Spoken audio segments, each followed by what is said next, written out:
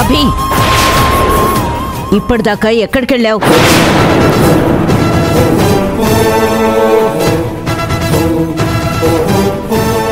అది అత్తయ్య గారు, నేను గడపలోకి అడుగు పెట్టే ముందే గొంతులో ఏదో ఒక అబద్ధం పెట్టుకునే ఉండుంటావు కదా, అది కక్కు. అది అత్తయ్య గారు,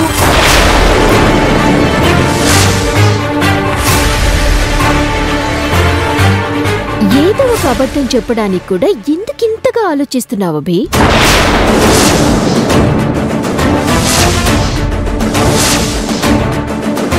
అయినా ఏంటి పెద్దమ్మా ఇది? మీరడిగిన ప్రశ్నకి అభి సమాధానం చెప్తుంది అనే ధైర్యంతోనే అడుగుతున్నారా? ఒకవేళ చెప్పినా అది నిజమైన సమాధానమే అయ్యుంటుంది అనుకుంటున్నారా? అది కూడా నిజమేలే. అవి అడిగిన దానికి ఏనాడు తిన్నగా సమాధానం చెప్పింది గనుక. నీ నిశ్శబ్దం ఇక్కడెవ్వరికీ సమాధానం కాదు అభి. నోరు విప్పి చెప్పు, ఎక్కడికెళ్ళావు?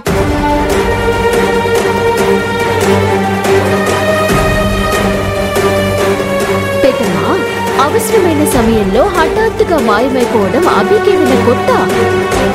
అందరి ముందు మనం తలదించుకునేలా చేయటం అభికి వెన్నతో పెట్టిన విద్య.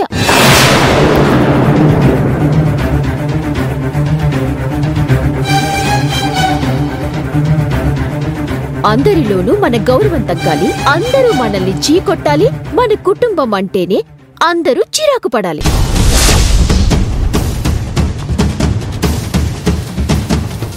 ఆఖరికి మన కుటుంబం వీధిలో పడాలి. ఇది అభి టార్గెట్. ఈ రోజు కూడా అభి తన టార్గెట్ బాగానే రీచ్ అయింది కదా అభి?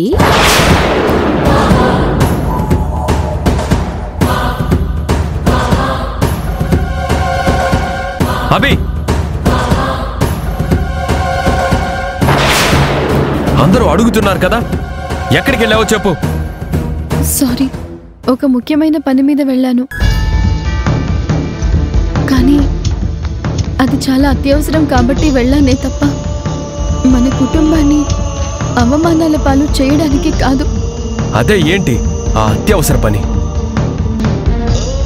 ఒక పక్క మన కుటుంబం మొత్తం అవమానాల పాలవుతుందని తెలిసి కూడా నువ్వు అడుగు బయట పెట్టి వెళ్ళావంటే ఏంటా ముఖ్యమైన పని? ఇప్పుడు నేను ఇంతకన్నా ఎక్కువగా చెప్పలేను రాహుల్ బాబు.